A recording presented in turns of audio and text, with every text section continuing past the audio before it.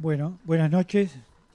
Ya nos habíamos visto, la mayoría, ¿no? Pero no todos. Bueno, gracias nuevamente por la invitación y este tiempo que estamos disfrutando. Y es lindo volver a verles. Algunos los vemos más seguidos que a otros. Este, y después vemos que algunos han crecido, ¿no? Los niños ya están grandes. Hay más niños también. Qué bueno, ¿no? Crecimiento por nacimiento. Yo no sé si llegó una presentación por ahí. ¿Llegó? Bueno, bárbaro. Sí, y si tú lo podés manejar, como te parezca, de acuerdo a lo que vayas escuchando. Está armado un poco rápido, pero por lo menos para dar una idea de lo que estamos hablando. Y bueno, como estaba diciendo Mauro, queremos realmente concentrarnos en lo que dice la palabra de Dios, que es el motivo de nuestra reunión, y dar la prioridad a lo que el Señor tiene que decir. Eso es lo importante. Y entender su mensaje, y vamos a concentrarnos especialmente en este tema de la reconciliación como uno de los grandes temas que cruzan el significado de la cruz y lo que el Señor estaba realizando y lo que estaba sucediendo en el Calvario cuando entregaba su vida por nosotros. La cruz no se puede definir con una sola palabra, ni siquiera se puede definir con una sola frase. La cruz involucra muchas verdades que se cruzan una con la otra y uno puede acercarse hasta cierto punto y comprender algunas cosas. Y toda verdad relacionada a la cruz toca una con la otra, ¿no? Este, ya sea que hablemos de reconciliación, de perdón, ya sea que hablemos de juicio, de amor, de misericordia, de ira, está todo relacionado. Entonces, vamos a leer el pasaje de 2 Corintios 5, 17 hasta el 21. 2 Corintios 5, 17 a 21, que dice, 18, perdón. Y todo esto proviene de Dios, que nos reconcilió consigo mismo por Cristo y nos dio el ministerio de la reconciliación, que Dios estaba en Cristo reconciliando consigo al mundo, no tomándoles en cuenta a los hombres sus pecados, y nos encargó a nosotros la palabra de la reconciliación. Así que somos embajadores en nombre de Cristo, como si Dios rogase por medio de nosotros. Os rogamos en nombre de Cristo, reconciliaos con Dios. Al que no conoció pecado, por nosotros lo hizo pecado, para que nosotros fuésemos hechos justicia de Dios en él. Seguimos 2 versículos más, capítulo 6. Así pues, nosotros como colaboradores suyos, os exhortamos también a que no recibáis en vano la gracia de Dios, porque dice, en tiempo aceptable te he oído, y en día de salvación te he socorrido. He aquí ahora el tiempo aceptable, he aquí ahora el día de salvación. Bueno, una de las cosas que estamos viendo, y sin duda no precisamos una gran comprensión para darnos cuenta, es el alto grado de conflicto y de enemistad que hay entre los seres humanos. Hay una confrontación entre las personas que yo creo que tiene una raíz de enemistad más profunda, que es la enemistad con Dios. Es decir, la facilidad con que se rompen los vínculos entre las personas, el trato, el relacionamiento o el trato amigable, y cómo se afirma el trato hostil, es como un flagelo en la sociedad. Algo de eso se puede percibir en las formas de comunicación que tenemos en las redes. los constantes conflictos y peleas por esos medios. Pero después tenemos todo el tiempo noticias de uno de los grandes problemas que hay en la sociedad, que es la violencia intrafamiliar. Personas que aparentemente lo tienen todo, pero no saben llevarse en paz, no saben llevarse bien. Pero todavía hay situaciones más tristes que estamos viviendo en nuestro mundo, que es la agresión contra los más débiles, contra los más vulnerables, y mucho de eso tiene que ver dentro de las paredes, bajo el mismo techo.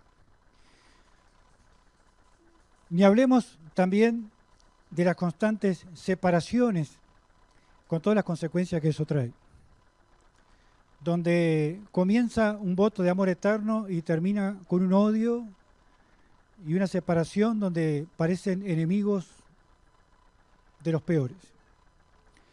¿Cómo se puede pasar de las promesas del amor a un odio tan enraizado y tan profundo, donde cada uno va a tratar a partir de ese momento de perjudicar al otro como sea? Vieron que a veces quedan hasta los niños entre medio y se usan para tratar de dañar al otro, ¿no? Y hay cosas peores todavía. Por eso, bueno, detrás de toda esa situación aprovecharon para sacar ciertas leyes de violencia de género y cosas así. Pero hay un problema de raíz entre tanto conflicto entre las personas con el prójimo, que tiene que ver con nuestra enemistad con Dios. Y ahí parte todo. Pero también cuando yo pienso en los creyentes, no sé si es por la incomprensión de lo que Dios ha hecho en la cruz y lo que significa la cruz, que tantas veces prevalece el yo, el egoísmo, el orgullo, y también está este surgimiento del conflicto, la enemistad y la hostilidad, a veces entre hermanos en la fe. Algo de esto recordaba el apóstol Pablo cuando, escribiendo los Gálatas, cuando estos Gálatas antes habían recibido la palabra con gozo, pero de pronto dice Pablo en Gálatas 4:16, ¿me he hecho pues vuestro enemigo por decirles la verdad? Porque ahora parecía que eran enemigos de Pablo.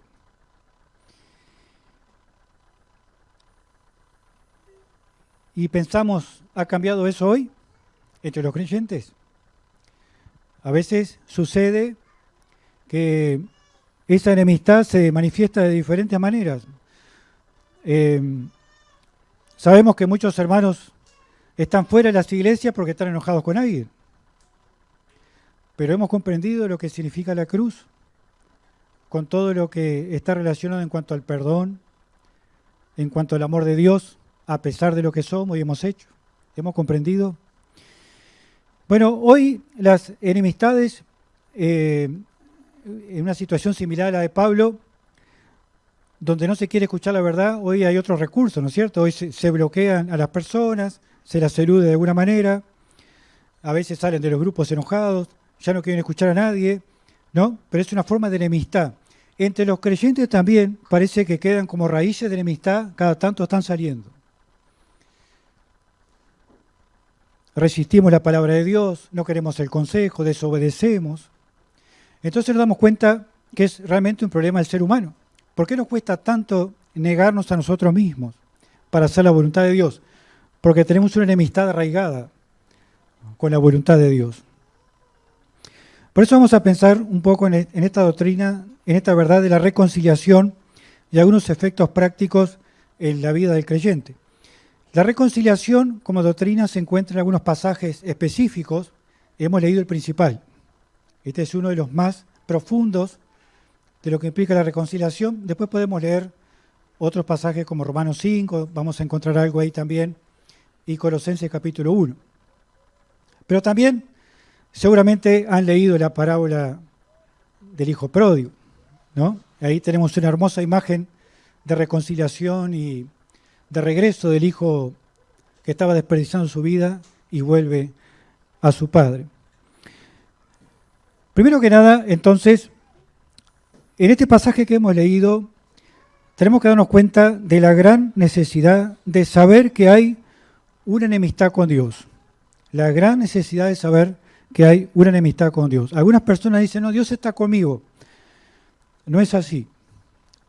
Si no nos damos cuenta que somos enemigos de Dios, no avanzamos ni un paso en nuestro acercamiento a Dios.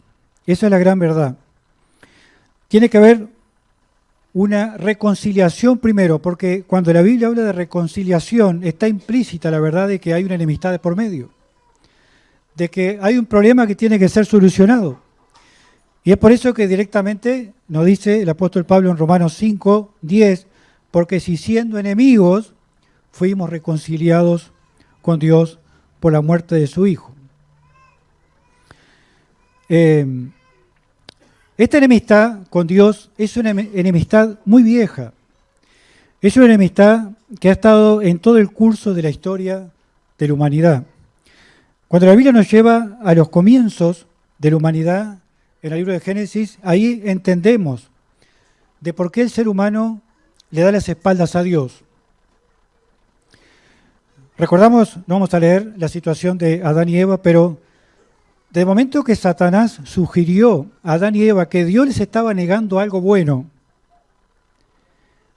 que Dios estaba siendo egoísta con ellos, que podían ser mucho más de lo que eran en obediencia a Dios, ahí comienza un proceso de pensamiento en Eva de creer que en un camino independiente ellos podrían tener cosas mejores que las que Dios les daba. Y ahí comienza el curso de enemistad. Así, el hombre y la mujer ponen su propia voluntad por encima de la voluntad de Dios y comienza una serie de consecuencias. Eva siguiendo las directivas de la serpiente, Adán siguiendo a Eva, bueno, Eva engañada, pero Adán dice que no. Pero la realidad es que ninguno siguió a Dios.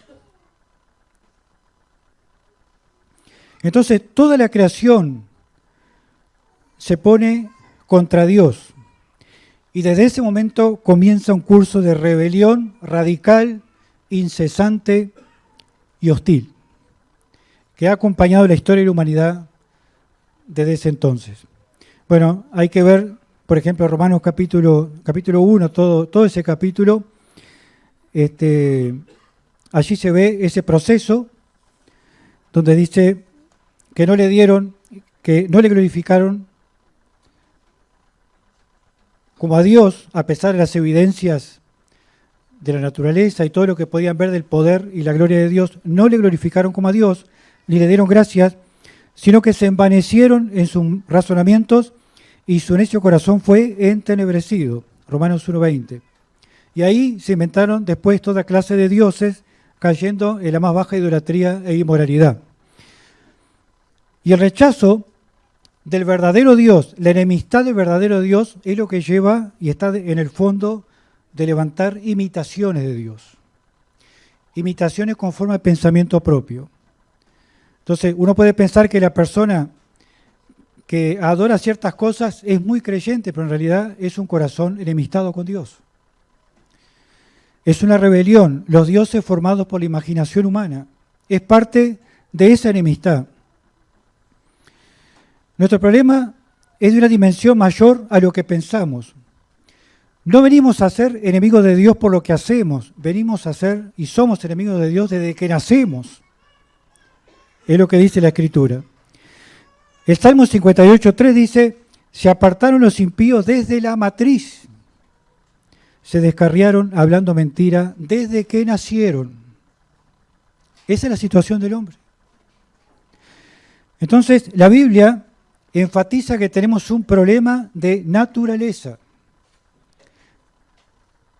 Y desde esa naturaleza es que surgen todas esas obras que ofenden a Dios y toda esa clase de enemistad que manifestamos en la vida, viviendo de espaldas a Dios y haciendo las cosas totalmente en contra a lo que Dios pide. Entonces, la reconciliación es lo que necesitamos. Necesitamos volver a estar en paz con Dios.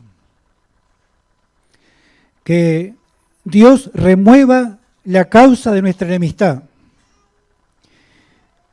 Y no hay forma que nos reconciliemos si no comprendemos lo que Dios hizo para remover la causa de la enemistad. O sea que tenemos que pensar en que la obra de la cruz es la que se enfoca en ese problema. Y la obra del Señor va hasta la raíz de ese problema. Entonces, en segundo lugar, la reconciliación es obra de Dios. Acá tenemos algunas expresiones en el verso 18 y 19. Pero antes que nada, cuando dice Pablo, y todo esto proviene de Dios, o sea que solamente Dios es quien ha podido preparar el camino de retorno para que el hombre se reconcilie con Dios. Cuando dice y todo esto, se refiere a los versículos anteriores, por lo menos desde el versículo 14 hasta el 17, donde habla de la transformación de la persona como si alguno está en Cristo, nueva criatura es. Pero todo eso proviene de Dios.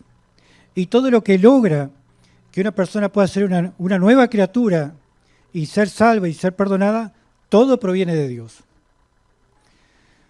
Es decir, no somos nosotros los que a fuerza de voluntad nos mejoramos. Todo proviene de Dios. Todo el plan de salvación es sabiduría, poder y el amor de Dios. Todo lo que ha pasado en el curso de la historia para lograr que el hombre se reconcilie con Dios, todo proviene de Dios. Es 100% de Dios. Dios no ha precisado de nuestra ayuda para eso. Y aquí lo que se enfatiza entonces es que la reconciliación procede sola y exclusivamente de Dios. Por eso el Evangelio de Cristo no es un consejo de lo que el hombre debe hacer. El Evangelio de Cristo tiene que ver con la noticia de lo que ya está hecho, lo que Dios ha hecho. Las iglesias no estamos para aconsejar a la gente lo mejor que podrían hacer para tratar de solucionar sus problemas. Las iglesias estamos para proclamar lo que Dios ya hizo. El Evangelio entonces es esa buena noticia. Todo lo que necesitamos para nuestra situación espiritual, nuestra eternidad, es de Dios. Y necesitamos conocer las acciones específicas que Dios ha hecho para esta reconciliación. O sea que tenemos que descartar las soluciones humanas. En estos momentos estamos, y toda la historia, ¿no es cierto?, esa búsqueda del ser humano para tratar, como hoy se estaba mencionando, de tener paz, de tratar de evadir los sentimientos de culpa, de tratar de cambiar. Estamos llenos de ideas humanas y cada día aparecen nuevas. El otro día estaba mirando lo que ahora se llama terapia vibracional, ¿no? Venga a un entorno campestre, escuche sonidos milenarios, capaz que lo han escuchado por ahí. Participe del baño de gong. ¿Sabe lo que es el baño de gong? ¿No vieron ese plato redondo de metal que se golpea y causa una vibración? Bueno, todo eso se usa para que a través de esas vibraciones, que bueno, ellos explican, va por abajo la piel, no sé qué, uno pueda tener paz. Y ahí podríamos seguir. Hay muchas formas de espiritualidad que han salido en estos tiempos. Algunas usan la Biblia también. Pero son formas de espiritualidad centradas en el hombre. Son prácticas de misticismo. Hay un neopaganismo también en la búsqueda de los dioses vikingos, por ejemplo. Toda clase de prácticas esotéricas en cuanto a las cartas de tarot y todo lo que tiene que ver con el ocultismo. Pero sobre todo, tengamos cuidado, porque hay un misticismo evangélico que ha crecido mucho. Por ejemplo, leer la Escritura que me hace sentir algo. Abrir la palabra y leer lo que me haga sentir bien. Todas esas cosas son formas de espiritualidad que no son correctas. Nosotros tenemos que comprender por medio de la palabra lo que Dios hizo. Lo que Dios hizo es lo que nos va a sostener y lo que nos va a hacer crecer. No buscar escrituras que me hagan sentir bien. Y justamente cuando uno abre la palabra nos hace sentir mal. nos muestra la realidad de nuestro corazón. Bueno, acá se mencionan tres cosas específicas. Nos dice el apóstol que nos reconcilió consigo mismo por Cristo. Creo que ahí está. Nos reconcilió consigo mismo por Cristo. O sea, Cristo mismo es la respuesta específica de Dios. Cristo es el único mediador entre Dios y los hombres. Eso excluye a cualquier otra persona. La mediación de Cristo es única. Hay una doctrina de Roma que habla mucho de la mediación de María, ¿no es cierto? Por el hecho de su maternidad y por su género femenino, ¿no? Como una doctrina donde dice, bueno, María puede enternecer el corazón de Cristo para lograr tener lo que yo le pido. Pero Cristo es el único mediador. Pero también dice Pablo que Dios estaba en Cristo, no solamente por Cristo, sino que Dios estaba en Cristo reconciliando consigo al mundo. Esto implica que Dios no trató el problema a distancia, sino que Dios estaba en Cristo. Implica que Él estaba realmente presente. Acá tenemos una gran verdad contraria a los sistemas religiosos inventados por los hombres, porque en todas las religiones la idea es de hacer cosas para aplacar a Dios, a sus dioses. Sin embargo, acá encontramos otra verdad. Es Dios quien se involucra en la persona de Cristo para llegar hasta nosotros. No necesitamos hacer nada para ganar el favor de Dios. Es Dios que estaba en Cristo, vino a buscar nuestra reconciliación con Él. Bueno, y luego dice la tercera declaración en ese texto, no tomándoles en cuenta a los hombres sus pecados. ¿Qué pasaría si Dios toma en cuenta los pecados? Bueno, tendría que hacer un juicio inmediato a toda la humanidad. No habría oportunidad ninguna. Cuando dice que no los toma en cuenta, no significa que Dios hizo la vista gorda. No significa que Dios pasa por alto las ofensas. No significa que Dios hizo como que si no existieran. Nada de eso significa. Sino que lo que significa es que no lo tomó en cuenta a nosotros, pero se lo tomó en cuenta a otro. Significa que hubo una transferencia de responsabilidad. Y ahí entramos a mirar la cruz. Una transferencia de culpa, una transferencia de castigo sobre otro. Así la reconciliación no es meramente una enemistad superada, sino es la carga de nuestro pecado puesta sobre otro.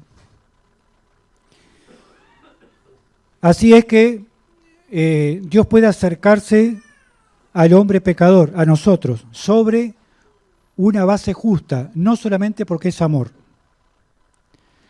O sea, los que piensan que el perdón proviene solamente porque Dios es amor, se están equivocando.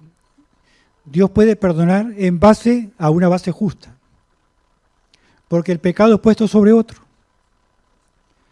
porque Dios también es justo y Dios es santo. Bueno, así entramos en el tercer punto, que es la base justa de la reconciliación. Uno de los pasajes más profundos de la palabra de Dios es lo que tenemos allí en ese verso 21. Este pasaje es uno de los misterios más grandes que encontramos de lo que sucede en la cruz. Es decir,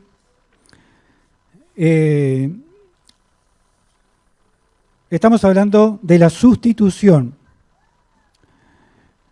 No puede haber reconciliación si no hay una sustitución, porque la reconciliación no tendría fundamento.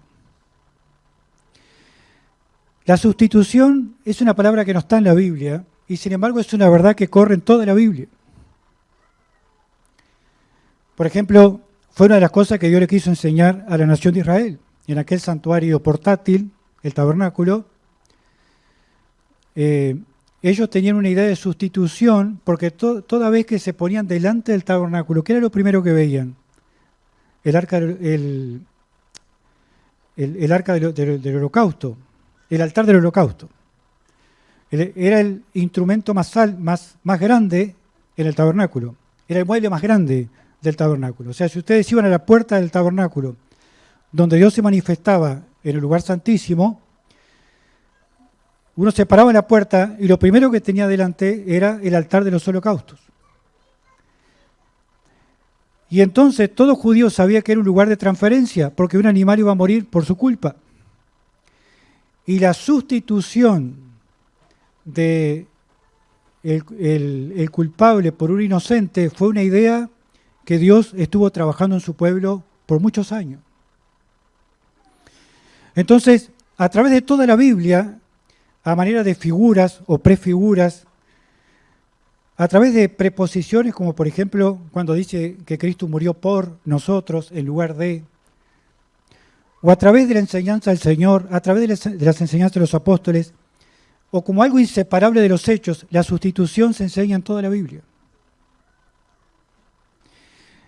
La noción principal de la sustitución es que para proveer salvación al ser humano en pecado, se requería que alguien ocupara su lugar. Pero debía ser un hombre sin pecado y a la vez tener la capacidad de enfrentar el juicio de Dios. Esto también estaba prefigurado en el altar del holocausto, porque el altar del holocausto era de madera de acacia, humanidad, revestido de bronce para soportar el fuego, deidad. El altar del holocausto era una figura de la cruz. El único que podía ir en nuestra representación como hombre perfecto era Jesús, porque él era verdaderamente hombre. Pero también el único que podía enfrentar la ira de Dios, tomando la suma de nuestra maldad sobre sí mismo, era Jesús, porque él también era Dios. Entonces, el sustituto tenía que tener la capacidad de morir como hombre, en representación de los hombres, pero también la capacidad divina de enfrentar un juicio que no podía enfrentar nadie.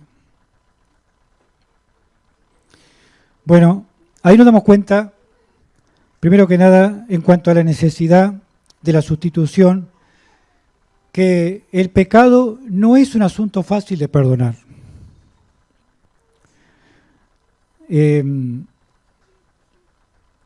Cuando hablamos de pecado, no es un tema de agrado para hablar, ¿no es cierto? Pero el telón de fondo para comprender la obra de la cruz tiene que ver con el pecado.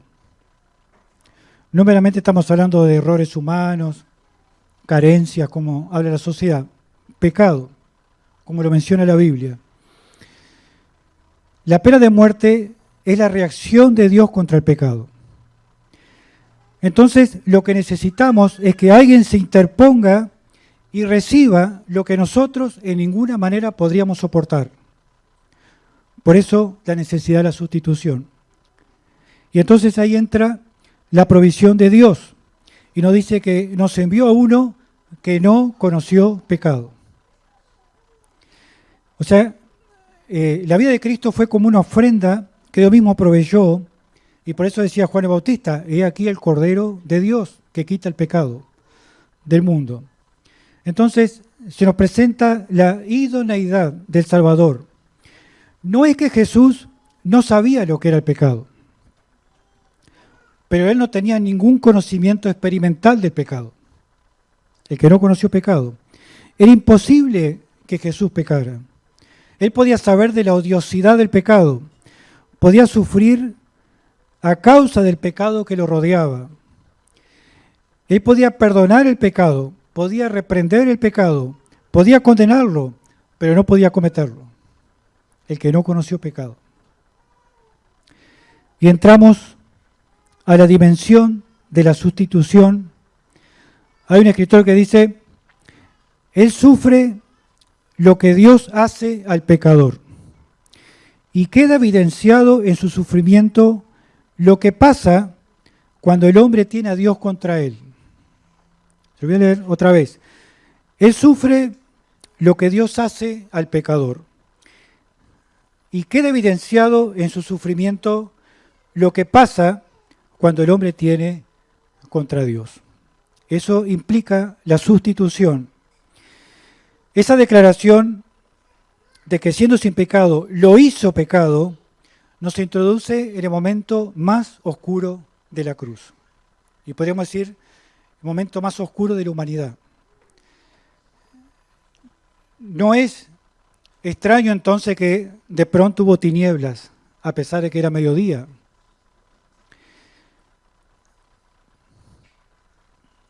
Allí, en ese momento, cuando dice que lo hizo pecado, bueno, se está usando un sustantivo, ¿no? No se está usando un verbo, es decir, no lo hizo pecar, lo hizo pecado.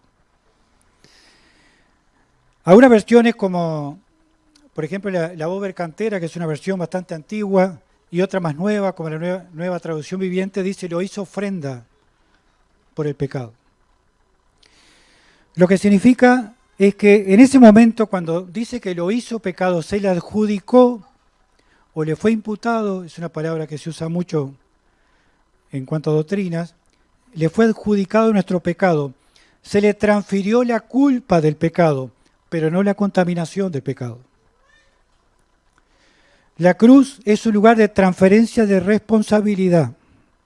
Cuando el Señor va a la cruz, se transfiere los millones y millones de pecados de los seres humanos. Todas las maldades, todos los crímenes son cargados sobre Cristo. En nuestros días nos estremecen las noticias de toda clase de crímenes, delitos, y realmente algunos delitos hacen hervir la sangre, ¿no es cierto? Hay cosas que nos sacan ese vengador de adentro, que si tuviéramos la oportunidad, no sé qué haríamos. Bueno, y uno ve que la sociedad y nosotros mismos a veces deseamos lo peor para el que ha cometido esas cosas. Sin embargo, tenemos que recordar que hay alguien que tomó esos delitos y pagó por ellos en la cruz, aunque la persona no esté consciente. Por eso dice el profeta Isaías una gran declaración: Jehová cargó en él el pecado de todos nosotros. ¿Qué significa eso? Bueno, que Dios trató a Jesús como si hubiese cometido todos esos pecados, cuando él no conoció pecado. Por eso es un momento donde ninguno de nosotros puede comprender lo que pasó realmente el Señor, que no sabía por experiencia lo que era el pecado. También tenemos que decir que la cruz fue el único lugar donde sucedió esto. Es decir, Jesús no anduvo por la vida cargando los pecados, sino que solamente en el momento donde él clama, Dios mío, ¿por qué me has desamparado? Solamente en ese momento le fueron transferidos los pecados. Por eso dice el apóstol Pedro, 1 Pedro 2:24, quien llevó él mismo nuestros pecados en su cuerpo sobre el madero. No lo llevó al madero, sobre el madero. Para que nosotros, estando muertos a los pecados, vivamos a la justicia y por cuya herida fuisteis sanados. O sea, entonces, la cruz es el lugar donde Dios trata a su Hijo sin pecado como si fuera responsable de todos los pecados. Y Él experimenta toda la fuerza de la ira de Dios y todo el juicio de Dios en esa situación, como una ofrenda por el pecado. Lo que se conoce entonces como la expiación sustitutiva, es decir, el reemplazo de uno por el otro, señala que Dios ha condenado el pecado sobre otro, no sobre nosotros. Hay uno que ha reemplazado al culpable. Cristo nos ha reemplazado cuando nosotros merecíamos el peor de los juicios. Bueno, este es el fundamento de la reconciliación, nada menos que esto. Porque la culpabilidad ha sido removida, entonces Dios puede absolvernos de pecado, Dios puede perdonarnos si nos arrepentimos, Dios puede limpiar nuestra vida, restaurar nuestra vida, gracias a este otro que tomó nuestra maldad. Ahora, si yo rechazo esto,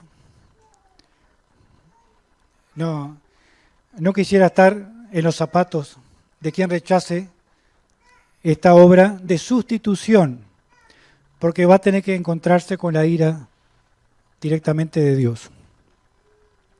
Bueno, la gracia de la sustitución es que para que nosotros fuésemos hecho justicia de Dios en Él, dice el versículo 21. Es decir, luego de que Dios tratara a su Hijo como si hubiese cometido todos nuestros pecados, nos trata a nosotros como si hubiésemos vivido la vida perfecta de Cristo. Eso es lo que significa. Parece una locura, pero es así. Cuando uno se arrepiente y cree en Cristo, soy vestido con la justicia de Cristo. Es decir, Dios me ve como una persona que ha vivido como Cristo, cuando en realidad estoy muy lejos de eso. Y todo lo que yo he sido como pecador, se lo da, lo ha puesto sobre el Señor. Entonces recibimos una justicia que no proviene de hacer lo que Dios manda, porque no podemos, nunca lo hicimos, ni de guardar su palabra, sino que es una justicia o una perfección que proviene de lo que Cristo es. Por eso deseaba Pablo en Filipenses 3:9, ser hallado en Él, no teniendo mi propia justicia, que es por la ley, y él sabía que no la tenía, sino la que es por la fe en Cristo, la justicia que es de Dios por la fe. Esto nos lleva a pensar que no tenemos que andar por la vida buscando justicia propia, es decir, buscando mejorarnos ante Dios. Eso es inútil. Buscando religiones, a ver si me puedo perfeccionar un poco, si puedo cambiar un poco, tratando de subir a un escalón más para que Dios me acepte. Todo eso es inútil. Ya Dios tomó nuestra maldad y pagó por ello. Yo tengo que aceptar la oferta de Dios para reconciliarme con Él. La mayoría de las religiones están con esta idea de que hay que hacer algo para que Dios me reciba. El verdadero mensaje de la palabra es que Dios ya lo ha hecho todo y me ofrece la perfecta justicia de Cristo si yo me arrepiento y creo en Cristo. Bueno, en último lugar, notemos que en este pasaje hay un llamado, en cuarto lugar, al servicio, al ministerio, dice, de reconciliación. ¿Para quién es este llamado? Bueno, este llamado es para los que se han reconciliado con Dios. Si nos hemos reconciliado con Dios por medio de la fe, Dios me devuelve al mundo para que lleve ese mensaje a aquellos que me rodean. Decía Tito 3:11 que la vida antes de conocer al Señor era viviendo en malicia y envidias, aborrecibles y aborreciéndonos unos a otros. Es decir, odiando y siendo odiados. Pero quien encuentra la paz con Dios a través de la reconciliación, llega a ser una persona diferente porque se encuentra en paz con Dios.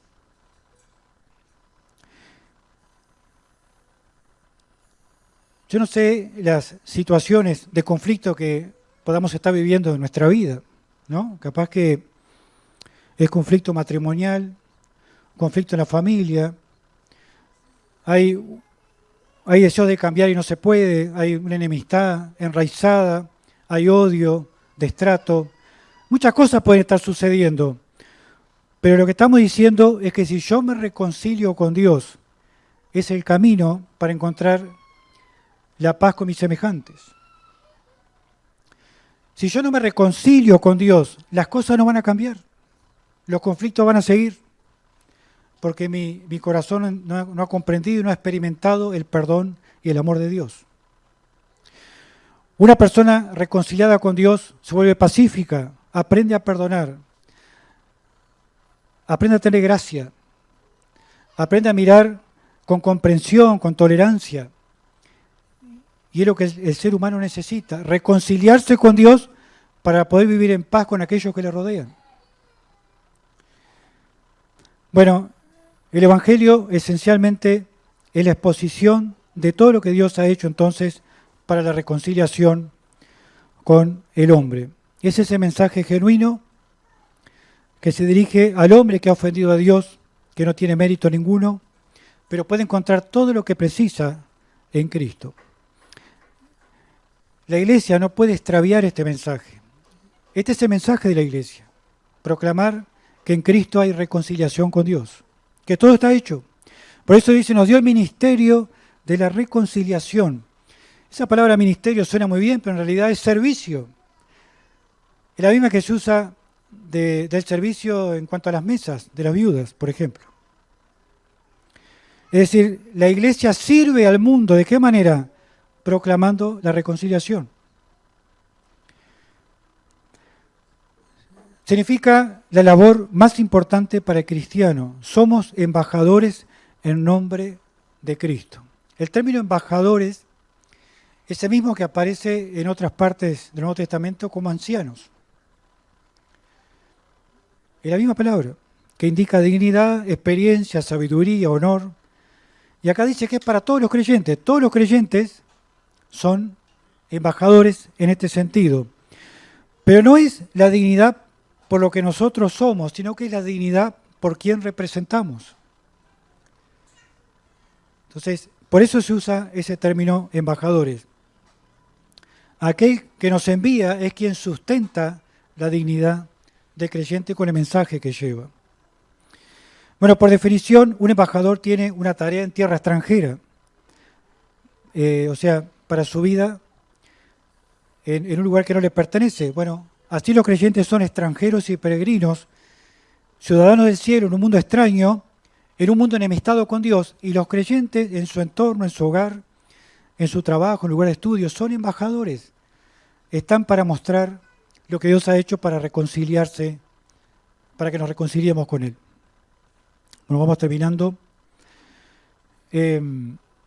Interesante que dice que la actitud es que rogamos. Dios no ruega, Dios manda a todos que se arrepientan, pero los creyentes ruegan.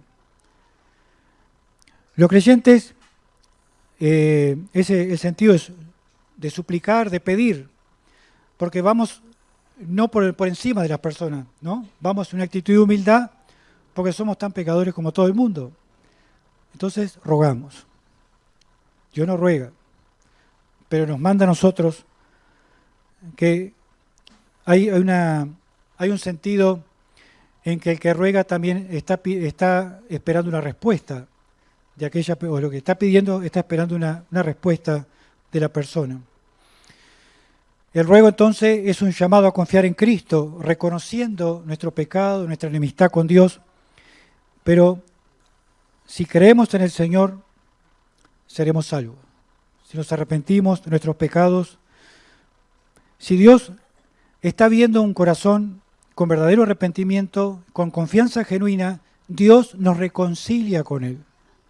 Tampoco somos nosotros que estamos tratando de buscar esa reconciliación de alguna manera. No, simplemente el pedido de Dios es creer en Cristo con arrepentimiento y Dios nos reconcilia con Él. Todo lo hace Dios. Bueno, termino en la conclusión que la reconciliación con Dios implica confiar en los términos y su obra por medio de Cristo, que es lo que me da paz con Dios. Y esto tiene una relación directa con nuestros semejantes. Y luego que me he reconciliado con Dios, Dios me llama a participar, a proclamar la reconciliación y a mostrar los términos de Dios y lo que Dios ha hecho para que esto sea posible. Pero todo se encuentra enfocado, centrado en la obra de sustitución de Cristo. Si Dios no reconcilia, repito esta verdad que dije antes, meramente porque Dios es bueno. Dios reconcilia a los hombres pecadores que no tienen mérito con Él porque hay una base justa. Y esa base justa es la entrega de su amado Hijo. Y todos nuestros pecados han sido castigados en Él. Por tanto, Dios me puede absolver y perdonar todo lo que he hecho gracias a la obra de Cristo. Es nuestro ruego en esta noche, que te reconcilies con Dios. Por ahí no ves la vuelta de tus problemas matrimoniales y has sido capaz que a consejeros, porque hoy Las personas prefieren escuchar al psicólogo, no tengo nada contra los psicólogos, antes que escuchar lo que dice la palabra de Dios. Pero los problemas espirituales los psicólogos no lo pueden arreglar. Los problemas espirituales se arreglan con lo que Dios dice. Los psicólogos tienen su área, ¿no?, de trabajo importante, pero los problemas espirituales hay que afrontarlos con la palabra de Dios. Capaz que en tu familia hay problemas de enemistad y de odio hace muchos años. Capaz que hay problemas tanto con tus hermanos. Te mantenés fuera de la comunión de los hermanos porque alguien te ofendió, porque alguien te dijo algo, porque pasó algo, capaz tenés razón. Pero si te acercás a la cruz y ves lo que el Señor hizo por vos y en qué condiciones te pudo perdonar, no podés resistirte a perdonar a tus hermanos.